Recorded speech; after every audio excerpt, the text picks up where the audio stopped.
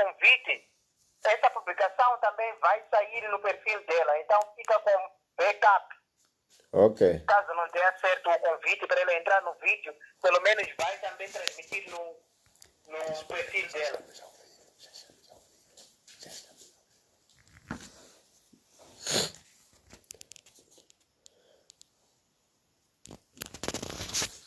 Estava a ver, estava a ver, porque estava a ver, você me tirar.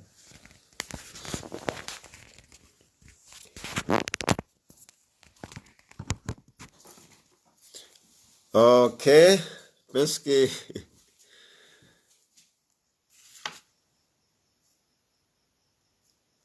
amém, graças a Deus. Já estou a ver ali a reação da irmã Cláudia Santana.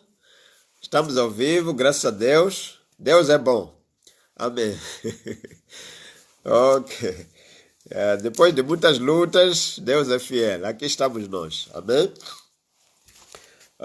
Pronto, eu estava dizendo que agradecer a irmã Cláudia Santana. Aleluia. Estamos com ainda alguns probleminhas técnicos, mas já estamos de volta. Amém? Ok. Então, nós vamos falar hoje, agradecer em primeiro lugar a irmã Cláudia Santana, né, pelo convite. Muito obrigado mesmo.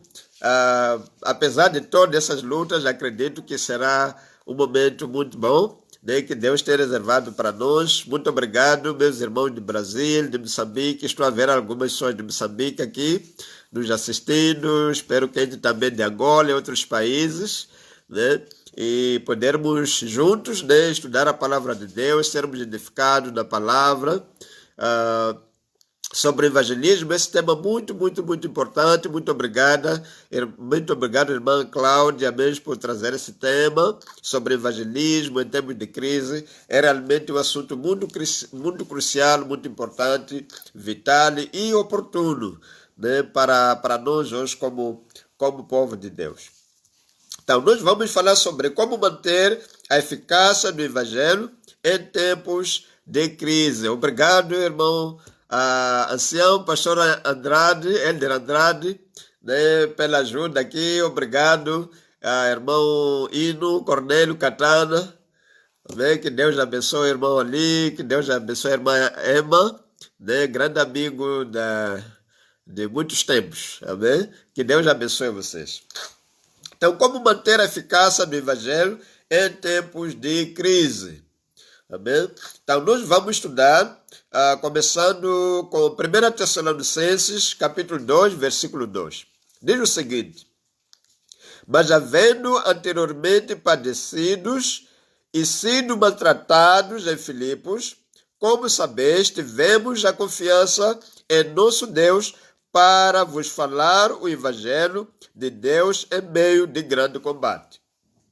Então, é interessante como Paulo fala sobre o evangelho nesse contexto de crise, nesse contexto de hostilidade contra o evangelho, contra a cruz de Cristo, contra o sangue de Cristo, contra o nome de Jesus, né? Contra tudo que pertence ao Senhor. Eles sofreram uma grande perseguição, como ele diz mesmo, nós padecemos e fomos maltratados em Filipos. Mas diz, tivemos confiança em nosso Deus. Então, Paulo manteve a confiança em Deus, mesmo no meio dessa grande crise, dessa grande dificuldade, dessas grandes hostilidades, né?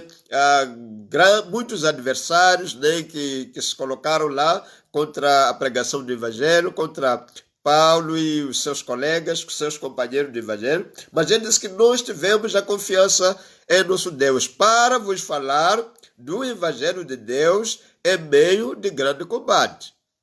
Então, eles pregaram também no momento de crise, em tempos de grande combate, mas a força deles vinha da confiança que eles depositavam em Deus. Então, a grande confiança que eles depositaram em Deus foi a âncora, foi aquilo que lhes trouxe o ânimo, que lhes deu o ânimo, a vontade de continuar a pregar, porque realmente eles confiavam em Deus. E diz ainda que nós falamos do evangelho de Deus. Então, o evangelho era de Deus. Quem havia chamado Paulo, como eu disse antes, em Romanos 1, capítulo 1, versículo 1, Paulo disse que ele era apóstolo de Deus, separado para o Evangelho, santificado para o Evangelho. Então ele estava preparado para pregar o Evangelho, ele tinha essa confiança no seu coração de que Deus me separou para o Evangelho. Então eu tenho que pregar o Evangelho, ainda que seja em momento de crise e de dificuldade. Em meio a grande combate, a grande conflito, a grandes hostilidades, Deus amparou a eles porque eles confiaram no Senhor. Quando nós lemos o livro de Salmos, fala muito sobre a confiança no Senhor, que Deus não desampara aqueles que confiam nele. Nunca desampara. Então, quando nós confiamos em Deus, Deus não nos desampara. Isso nos dá mais confiança ainda, né? Saber que Deus não nos desamparará, porque nós confiamos no seu nome. Então, como manter a eficácia do Evangelho em tempo de crise? Número 1, mantendo a confiança em Deus, como já falamos aqui. Manter a confiança em Deus é o que vai fazer com que a eficácia do Evangelho seja mantido mesmo em tempo de crise. Confiar na fidelidade de Deus. Deus é fiel, Deus é imutável, Deus é socorro bem presente na angústia, né? Deus é a nossa bandeira, Deus é a nossa cidadela, Deus é o nosso refúgio, Deus é a nossa força. Então, se nós confiamos em Deus, nós vemos a Deus como tudo isso, como alguém que tem essas qualidades, e Ele está no redor, é o socorro bem presente na angústia. Elevo meus olhos para os montes, de onde me virá o socorro. O meu socorro vem do Senhor, que fez os céus a terra. Então, isso me traz confiança. Quando eu medito na fidelidade de Deus, no poder de Deus, no amor de Deus, no cuidado de Deus, isso realmente me traz confiança, mesmo em tempos de crise. Então, nós temos que confiar em Deus por causa do seu amor e por causa da sua fidelidade. Também nós temos que confiar no Evangelho, porque a Bíblia diz que o Evangelho é o poder de Deus para a salvação de todo aquele que crê. Então, o Evangelho é o poder de Deus. Então, Deus depositou o seu poder no Evangelho. O Evangelho tem o poder de salvar, ainda que seja no meio de uma grande crise. Se nós pregarmos o Evangelho, nós formos fiéis na pregação do Evangelho, nós formos ousados na pregação do Evangelho, o Evangelho fará o seu trabalho na vida das pessoas. O Evangelho fará o seu trabalho na vida daqueles que o ouvem, porque ele só já é o poder de Deus. Ele já contém todo o poder de Deus para a salvação de todo aquele que nele crê. Então, o primeiro item é a confiança. Não tem como manter a eficácia do Evangelho em tempo de crise se não confiamos de Deus e se não confiamos no poder que o Evangelho tem para salvar aqueles que o ouvem, aqueles que ouvem o Evangelho. Então, Deus jamais falhará na salvação de almas. Essa é outra coisa que nós temos que confiar. Deus salvará vidas, seja em que momento for, seja em que crise for, seja em que dificuldades for. Tem pessoas que são salvas nas prisões, não é? Tem pessoas que são salvas em momentos de grandes dificuldades, tem pessoas que são salvas em momentos de tempestade, de ciclones, sabe? Mesmo em tempo de perseguição, quando os cristãos eram perseguidos de uma maneira tão cruel, mesmo nesse tempo, as pessoas eram salvas. Quando o cristão prega o Evangelho, não importa em que condições as pessoas estão, o poder da salvação está no Evangelho. Quando nós pregamos o Evangelho, estamos a liberar o poder da salvação para as pessoas. Eles recebem o Evangelho e eles são... desculpa, está sem carga o meu telefone.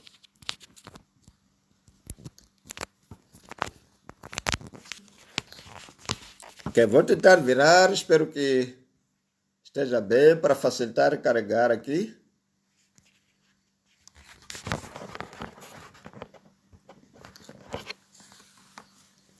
Amém, espero que esteja bem. Virei o telefone aqui porque está sem carga, tenho que aproveitar carregar.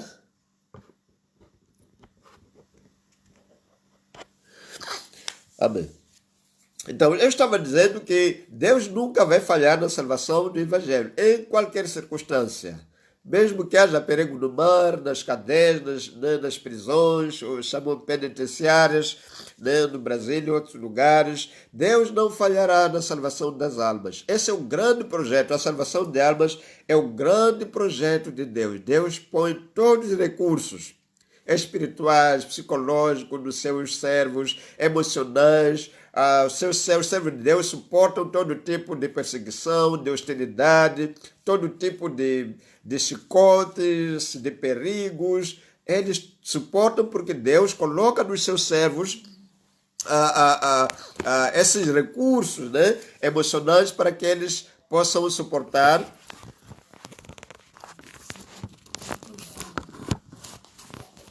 Ok, estava torto, né? Ok, espero que ajude, porque estou a aproveitar a carregar e assim não dá. Ok, vou pedir minha esposa aqui para segurar o telefone. Como está a carregar, tenho que virar um pouquinho. Ok, hoje é dia de desafios e de vitória.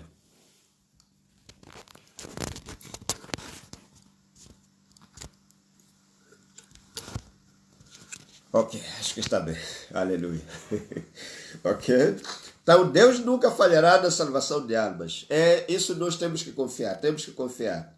Nenhuma crise pode impedir a Deus de salvar almas. Nenhuma. Seja qual for, nenhuma crise pode impedir Deus de salvar almas. Nenhuma crise também pode enfraquecer o poder do Evangelho. É por isso que mesmo os perseguidores acabam sendo pregadores do Evangelho. Como Paulo, era um perseguidor. Mas quando entrou em contato com o Evangelho, porque o Evangelho, o poder de Deus estava lá, está no Evangelho. Porque Deus não pode falhar na salvação de almas. Quando ele ouviu o Evangelho, quando ele colocou a sua fé na palavra de Deus, o mesmo Paulo que era perseguidor se tornou evangelista. Por quê? Porque nenhuma perseguição, nenhuma crise pode enfraquecer o poder do Evangelho. Nós temos que confiar nisso. Se nós depositarmos a nossa confiança em Deus e no poder do Evangelho, nós manteremos a eficácia do Evangelho mesmo em tempos de crise. Né? O segundo ponto, segundo item sobre como manter a eficácia do Evangelho em tempos de crise é mantendo a convicção de que mesmo em meio a grande crise e combates, ainda somos chamados testemunhas de Cristo. Mesmo em tempo de crise, Jesus continua nos chamando minhas testemunhas. E enquanto Deus continua nos chamando de minhas testemunhas, nós carregamos a responsabilidade e a obrigação de sermos testemunhas. De testemunhar do amor de Cristo, da graça de Cristo, do Evangelho de Cristo, do amor de Cristo, das misericórdias de Cristo, né? da morte de Cristo na cruz, da sua ressurreição. Enquanto Cristo continua nos chamando de minhas testemunhas, nós temos essa responsabilidade. Temos que estar convictos de que Deus continua nos chamar de minhas testemunhas, mesmo em tempos de crise. Então, nós não somos testemunhas de Deus. Deus não nos considera suas testemunhas só em tempos bons, em tempos de bonança, mas também em tempos de crise. E talvez posso dizer até principalmente em tempos de crise. Então, esteja convicto, tenha essa convicção. Está em tempo de crise? Sim, Senhor, mas Deus te chama minha testemunha. Você é testemunha de Deus. Se tiver essa convicção no seu coração, isso vai ser mais um recurso, vai ser mais uma razão para manter a eficácia do Evangelho em tempo de crise, para que o Evangelho seja eficaz em tempo de crise. Amém? Espere que testemunhemos em todo tempo e em todos os lugares. Então, Deus, como testemunha de Deus, de Cristo Jesus, Ele espera que nós testemunhemos em todos os tempos, bons e maus, e também em todos os lugares. Como a Bíblia diz, que nós temos que pregar a palavra no tempo e fora do tempo.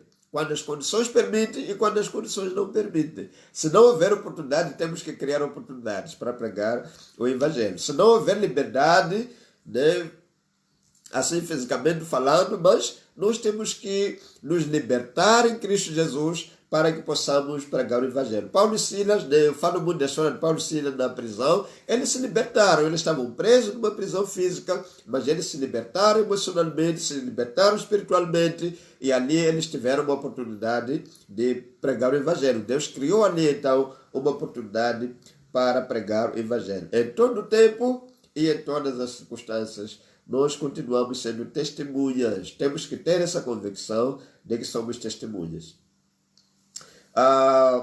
O terceiro item, né, para manter a eficácia do Evangelho no tempo de crise é manter um coração obediente. Manter um coração obediente. Eu vou ler um versículo aqui, Atos 26, 16 a 20. Atos capítulo 16, versículo... é 16 o que eu falei? 26, desculpa, não 16.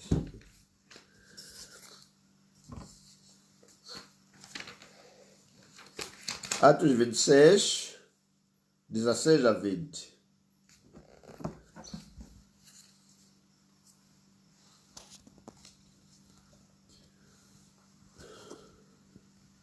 Espero que eu esteja...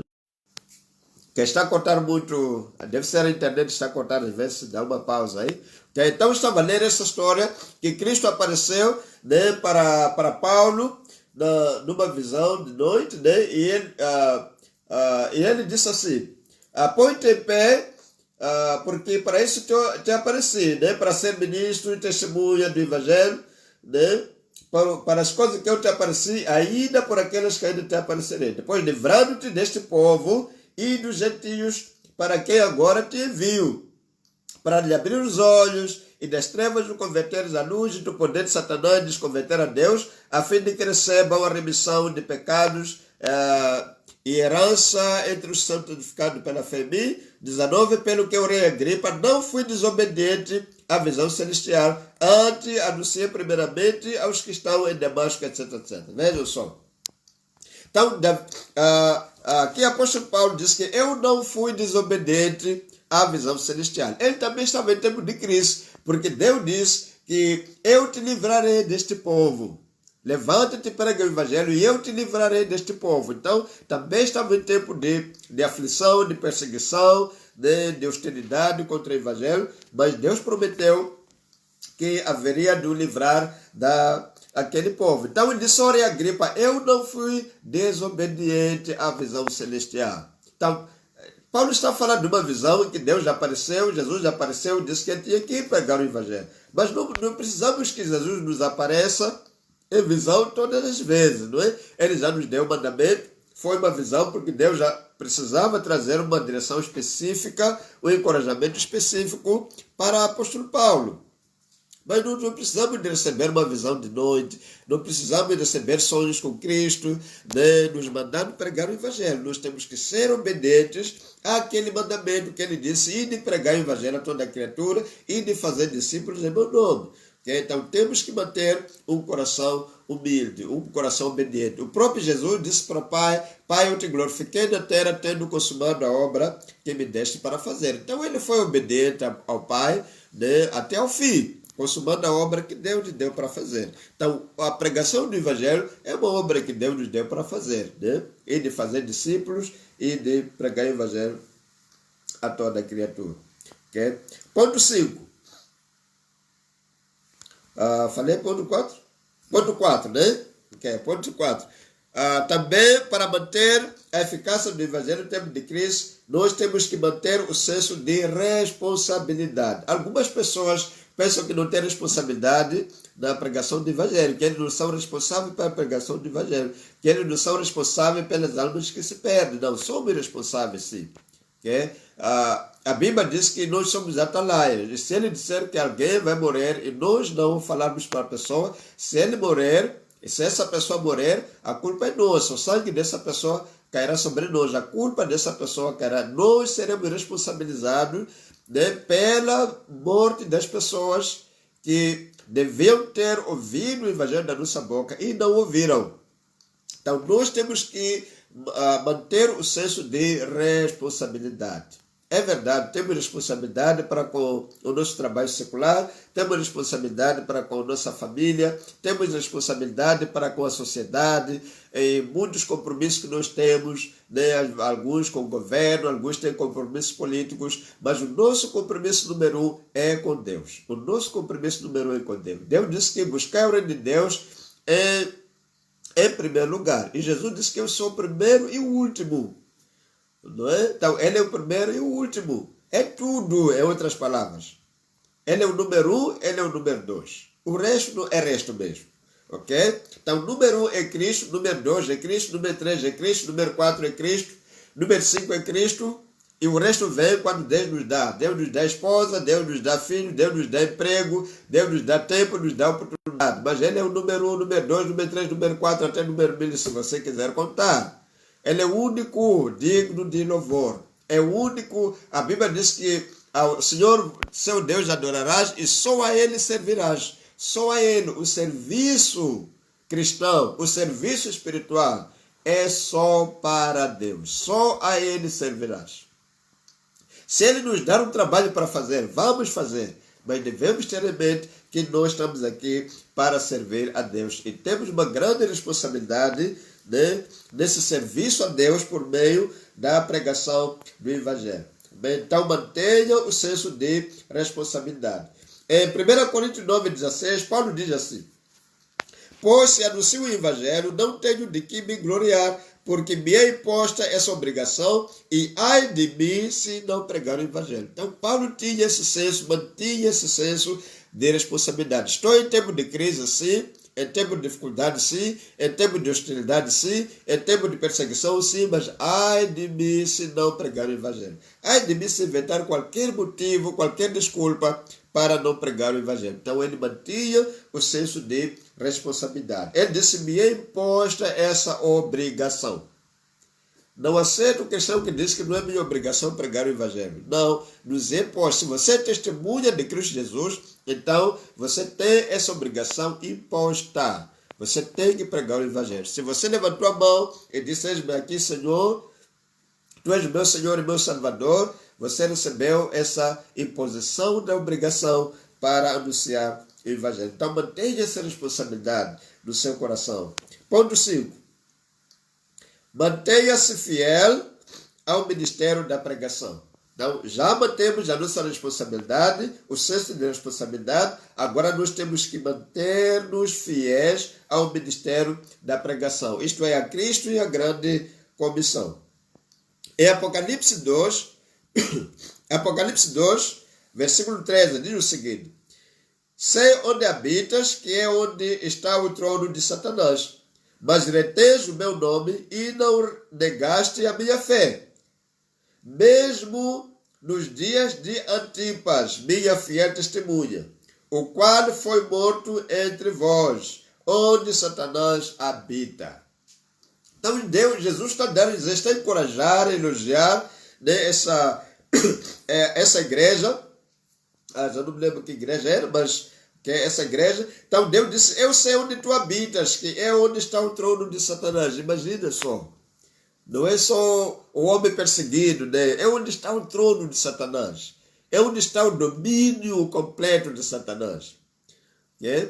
Que a ancião Helder, né, que está aqui a nos assistir, esteve comigo aqui em Gorongosa, né, pregando o Evangelho, abrindo a igreja. Ele sabe o que significa habitar onde Satanás habita. Ele sabe o que significa, experimentou o que significa pregar o Evangelho onde Satanás habita. Ele sabe quantas vezes fomos visitados, né, com feiticeiros, com demônios, fazendo ameaças, né, dizendo que um de nós ia voltar para a sua casa numa caixão. Sabe o que? 3 pessoas receberam a mesma mensagem diabólica na mesma noite. Isso não é brincadeira, não é? Não é coincidência. Ok? Onde Satanás habita? Aqui em Moçambique, se você diz Gorongosa, logo feitiçaria. Não é? As pessoas já ligam com feitiçaria. O poder mágico aqui é enorme, é grande. Okay? É onde está um dos tronos de Satanás. Mas diz que não negaste o meu nome e não negaste a minha fé. Mantenha-se fiel. Não importa o nível de hostilidade, mantenha-se fiel. Ainda que seja o próprio Satanás aparecerem pessoas dizer que não pregam o Evangelho a partir de hoje. Mantenha-se fiel ao teu Deus. Melhor é morrer fiel a Deus do que viver infiel ao Senhor, que foi fiel para nós ao ponto de morrer na cruz por nós, a ponto de derramar seu sangue por nós. Ele foi fiel, porque olhou para nós, olhou para a nossa necessidade. Então nós temos que ser fiéis também. Então diz que não negaste o meu nome e também não negaste a minha fé. Disse desde o dia de Antipas. Então essa igreja já vinha sendo fiel desde o dia de Antipas, a minha testemunha fiel, que foi morto. Então a palavra testemunha significa mártir. Então posso dizer assim, desde os dias de Antipas, o meu mártir, o meu fiel mártir que foi martirizado. Minha testemunha fiel que foi morta, né? Aonde Satanás habita. Então precisamos manter a fidelidade para que possa ser mantida a eficácia do Evangelho em tempo de crise. Penúltimo ponto que eu quero compartilhar sobre como manter a eficácia do Evangelho em tempo de crise é removendo obstáculos, removendo impedimentos. Tem pessoas que ficam orando, Senhor, eu gostaria de orar, mas, eu gostaria de pregar o Evangelho, mas aqui as coisas estão difíceis, o povo daqui não ouve, aqui há muita feitiçaria, o povo daqui não há de receber o Evangelho. Nós já levantamos uma muralha, né? Escrevemos uma lista de dificuldades, uma lista de impedimentos, uma lista de desculpas para não pregar o Evangelho. Devemos remover todo e qualquer tipo de impedimento. Hebreus 12:1 diz assim: portanto, nós também, pois estamos rodeados de tão grande nuvem de testemunhas, uma grande nuvem de testemunhas, tanto dos que já estavam mortos, quanto dos que ainda estavam vivos. Deixemos todo o embaraço. Quem tem que deixar? Nós temos que deixar o embaraço. Nós temos que remover o obstáculo. Nós temos que remover os impedimentos. Nós temos que acabar com essa lista de... Como Jesus cravou aquela cédula que era contra nós lá na cruz, nós também temos que rasgar a cédula que é contra o Evangelho, que nós mesmos estamos escrevendo. Que não foi Deus que escreveu. Deus não escreve impedimentos, não escreve uma lista de impedimentos para a pregação do Evangelho. Nós escrevemos e nós temos que rasgar e deitar fora. E confiar no Senhor e sermos fiéis ao ministério que Ele nos confiou. Deixamos todo embaraço e o pecado que tão de perto nos rodeia e corramos com perseverança a carreira que nos está proposta. Quem nos propôs a carreira? Cristo nos propôs a carreira. Cristo nos propôs a carreira. E nós temos que deixar todas as coisas e correr com perseverança. Sem impedimento, sem parar, sem toda a perseverança. Penso que entendemos a palavra perseverança. Em 2 Timóteo 2:4, Paulo também fala que nenhum soldado se embaraça com os negócios desta vida, ok? A fim de agradar aquele que o alistou para a guerra. Nenhum soldado fiel se deixa envolver com os negócios desta vida. Impede o progresso do ministério da pregação do Evangelho porque está dando mais tempo às coisas desta vida, aos negócios desta vida. Okay? Eu costumo dizer para as pessoas que o meu verdadeiro emprego é pregar o Evangelho, é pregar a palavra de Deus. O resto são biscates, são passatempos. Emprego secular é passatempo, negócio é passatempo. O meu verdadeiro emprego, pelo qual serei pago por toda a eternidade, é anunciar a palavra, é pregar o Evangelho. Esse é o emprego de todos nós. Todos nós fomos chamados para isso. Vinde a mim e vos farei pescadores de homens. Ponto final. E todas, buscar o reino de Deus e a sua justiça, todas essas coisas vos serão acrescentadas. O resto é acréscimo. Amém? Então temos que deitar fora todo o embaraço, ok? Evite qualquer tipo de desculpas, não é? Deita fora qualquer tipo de desculpas, rasga a lista dos impedimentos que está na sua cabeça, que está no seu coração. Alguns nem estão na cabeça, nem estão no coração. Você faz questão de trazer, inventa, cria. Nem estão lá. Alguns criam impedimento, né? Então, isso vai impedir também que a pregação do Evangelho seja eficaz. Como você vai pregar eficazmente o Evangelho se você mesmo está com uma lista de impedimentos na sua cabeça? Deus é Espírito e aonde está o Espírito do Senhor, aí há liberdade. Amém? Então, o Evangelho é o poder de Deus para... Esquive-se dos embaraços, dos impedimentos, mas não se esquive do sofrimento. No versículo 3, Paulo diz, sofra comigo como bom soldado de Jesus Cristo. Então, alguns veem o sofrimento como um obstáculo, mas não deve ser um obstáculo, não deve ser um impedimento. O sofrimento é necessário. É impossível pregar o evangelho e não passar por sofrimento, por perseguição. É impossível. Que tipo de evangelho é esse? Tem um homem de Deus que diz assim, que as pregações de hoje já não têm sangue, já não estão manchadas de sangue. Pregações de hoje estão mais manchadas de ouro do que de sangue. Queremos pregações manchadas de sangue. Okay? Paulo diz que vocês ainda não combateram até o sangue contra o pecado. Há um grande combate na pregação do evangelho. E por último ponto, discipulando, okay? Como manter a eficácia do evangelho em tempo de Cristo? Discipulando discipuladores. Discipule discipuladores. Em Atos 6:7 diz assim, e divulgava-se a palavra de Deus, de sorte que se multiplicava muito o número dos discípulos em Jerusalém, e muitos sacerdotes obedeciam à fé. Multiplicava-se muito o número dos discípulos. Discipule discipuladores. E tem dois tipos de discípulos, né? Que, na minha consideração, eu considero que há dois tipos de discípulos. Primeiro, são os discípulos ativos, que são aqueles que já foram alcançados pelo evangelho, já foram salvos. O segundo tipo de discípulos são os discípulos potenciais, ou seja, aqueles que já estão preparados, estão prontos para a salvação, uma vez que a este também Deus chama ou considera de meu povo. Vamos ver Atos 18, 9. Atos 18, 9 a 11. Vamos ouvir o que Deus diz a algumas pessoas que ainda não tinham obedecido ao evangelho, ainda não estavam lá. Diz o seguinte, 9 diz assim, e disse o Senhor em visão a Paulo, não temas, mas fala e não te cales, porque eu sou contigo, e ninguém lançará a mão de ti para te fazer mal, pois tenho muito povo nesta cidade. 11. E ficou ali 1 ano e 6 meses, ensinando entre eles a palavra do Senhor.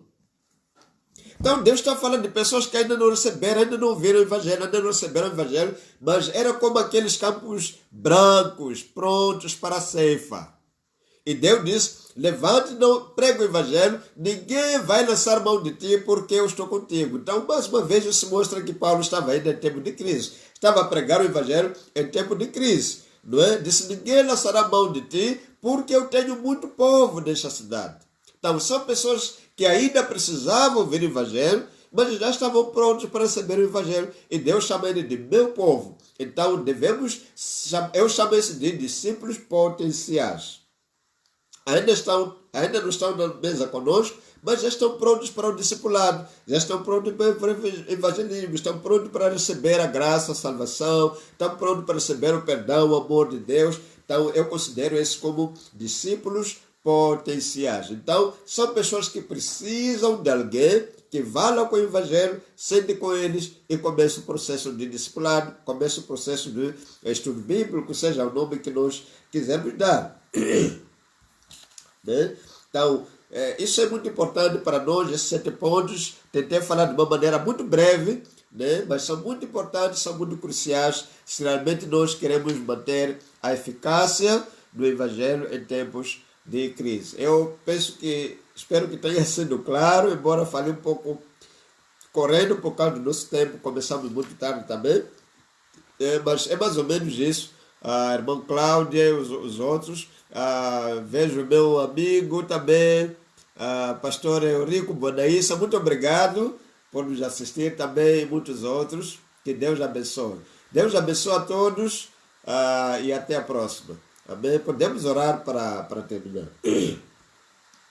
Bendito Deus, muito obrigado mais uma vez pela tua palavra que o Senhor nos concedeu hoje, para que pudéssemos juntos colocar à mesa este alimento que o Senhor nos deu e compartilhar como teus filhos. Senhor, oro para que esta palavra traga uma grande motivação, um grande encorajamento, um grande ânimo, Senhor, para que nós possamos continuar pregando o Evangelho em todos os tempos, em todas as épocas, em todas as circunstâncias e em todos os lugares. Pai, no nome de Jesus Cristo de Nazaré. Pai, entrega nossos corações, ó Deus. Confiança, possa nos dar coragem, possa nos dar intrepidez, Senhor, para neste momento de crise sermos eficazes na pregação do Evangelho, em nome de Jesus Cristo de Nazaré.